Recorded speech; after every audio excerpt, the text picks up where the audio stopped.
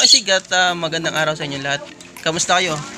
Yun, mga makisig, kayo ba ay mayroong BF888S pero may problema tulad dito mga makisig, pag binuksan nyo, meron siyang beep agad. Yan, maririnig nyo mga makisig. Kung ganito po yung inyong problema, panoodin nyo po itong video at sigurado makakatulong to kung paano masolusyonan ng inyong radyong BF888S. So mga makasig, ano pang hinihintay natin? Simulan natin to after ng ating intro.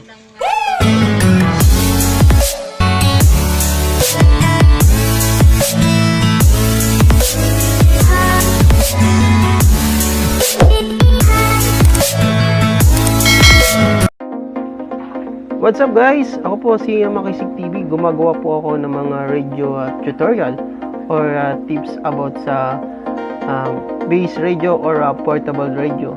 At kung gusto nyo po ng ganitong mga content, visit lang po kayo sa aking YouTube channel, Makisig TV. Unang step natin gagawin, siyempre isasaksak natin tong ating programming cable sa ating laptop at i-check natin kung compatible ba yung ating programming cable sa ating laptop mo. Una niya mga makisig, punta kayo dito, dyan.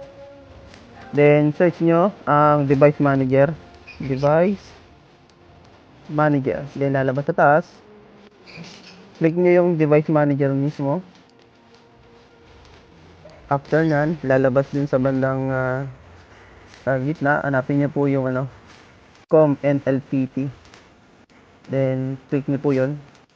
Kung anong COM number ang makikita nyo, yun po yung gagamitin natin. And ito COM LPT. Then ang gagamitin natin is COM6 yan. COM6 USB serial. Ayun ang gagamitin natin. COM6 rather COM5 pala. Yan. COM5. Then exit natin. Yan. Ayun, dinagdagan natin ng brightness para makita niyo mga makisig. Then pag nasaksak niyo na yung ating programming cable, na check niyo na kung anong COM ang ating gagamitin, isasaksak na natin yung ating radyo. Yan. Dapat siguraduhin niyo mga makisig nakapatay yung mismong radyo pag sinaksak niyo. Saksak natin. Pag nasaksak natin, buksan natin.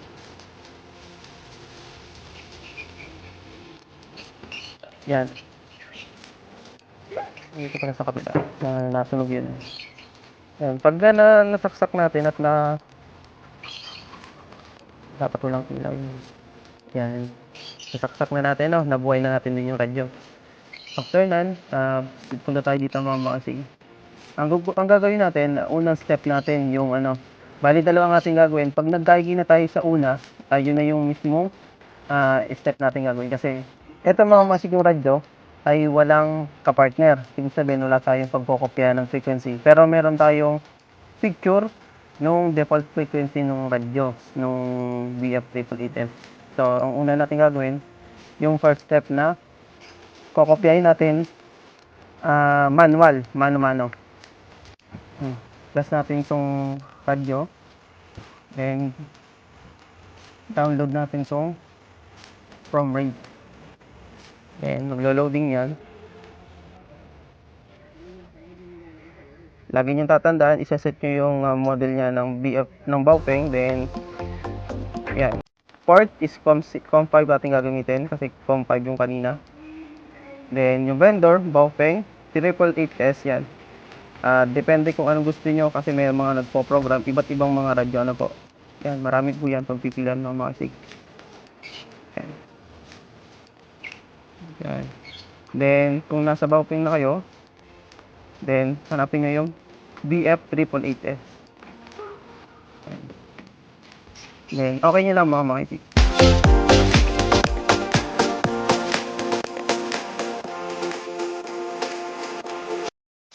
So mga makisig, unang gagawin nyo pagka na-read na yung inyong BF888S sa inyong chirp na ginagamit, yung software, Lagi nyo double check yan yung mga makisi kasi minsan kasi yung programming cable natin ay hindi nare-read doon sa inyong pong laptop. Yun po yung una dapat na maging maayos nyo.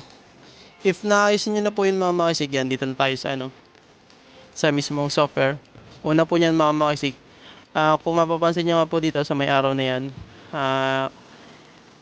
kakapin nyo po yung una-una, step by step.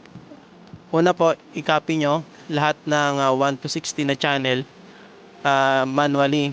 Ita-type nyo po, kunyari po yung number 1 na yan is 462 decimal 125.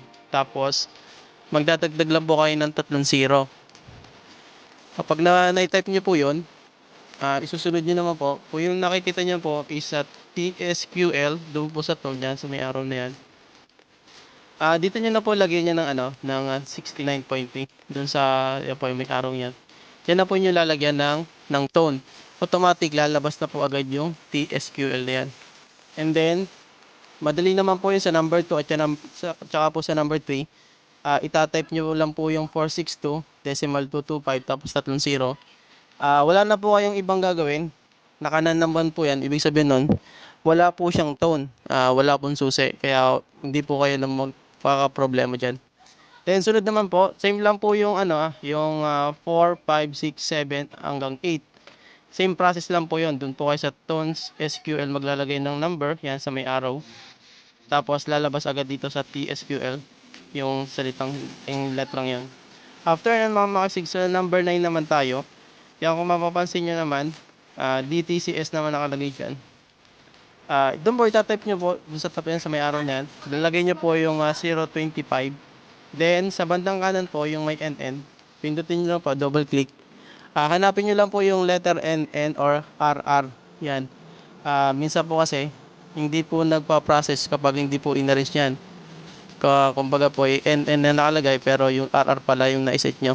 Yun po yung lagi nyo ito double check. Then same process lang din po. Yung sa pagka RR naman, doon lang yung papalitan dito sa map. Tapos mga makasig, kapag naset nyo na po yun, ayun na lang naman po, dalawa yan dalawang uri ng tone. DCS at saka po itong CTCS. Tapos sa number 15 nyo naman mga makisig, yun po yung walang tone. Wala na po kayong iseset. Automatic naman yan. Wala yung tone. Then sa number 16 naman, yun naman katulad doon sa number 1, same process lang din. Lagyan nyo lang siya ng tone na number, kung 203.5. Yan. Then automatic naman po yan. So mga makasig, kapag na-set nyo yan, i-read nyo lang ulit yan. At pag na-read, naging successful, yan mga makasig, possible na hindi na po maglo-long beep yung inyong BF888S. Pagpasensyahan nyo nga pala mga makasig. Kasi yung isa ko ginawang video kanina ay na-reformat. Kaya nawala, na-corrupt. Kaya ito. Pero sana may bigay ko sa inyo yung step by step. Kahit ganito. Ayan mga makisig, kapag na-okay na to, na-read nyo na at na-testing nyo at naging okay, possible ito 99 o 100% magiging okay na to. Hindi na maglo-long beep yung inyong BF888S. Sa mga nagtatanong pala mga makisig kung bakit nag-long beep yan, usually may nagpo-program kasi nilalagyan po nila ng VHF yung BF888S nila kasi tinaray nila. Ang problema nga lang po, yung mga new release model ay hindi nga po malagyan, kaya naglo-long beep. Yun po yung isa sa dahilan kaya nag-long beep. Kaya ito, ginawan ko siya ng video na ibalik sa default frequency. Ito naman mga makisig ay kapag wala ng kapareha. Kasi pagka naman may kaparehas na BF888S, madali lang yan. I-read nyo yung isa na hindi pa napapakalman o na nare-reprogram. Then i-copy paste nyo lang dun sa inyong naglo-long beep na radyo. Yun lang din. Kaya mas maganda meron para mas mabilis, madali. Hindi na kayo mag-type ng mga frequency tas iseset nyo. Yun lang naman, i-copy paste nyo lang, then read. Okay na yun mga makisig. So yun lang mga makisig. Sana na nakakapagbigay po ako ng counting kalaman sa inyo at See you on next video. Kung nagustuhan nyo po yung video, huwag nyo po kalimutan magbigay ng like, comment, and share. Then hit the sa mga bago pa lang po, pindutin nyo po yung subscribe button and hit the notification bell para sa next video po ng mga makasig. Ayan, at kita-kits tayo sa mga susunod nating video mga makasig. At sa gusto po lang magpa-shoutout, comment lang po sa baba, #MakasigTV, and shoutout po sa lahat ng mga sumusunod nating subscriber. Shoutout po sa kina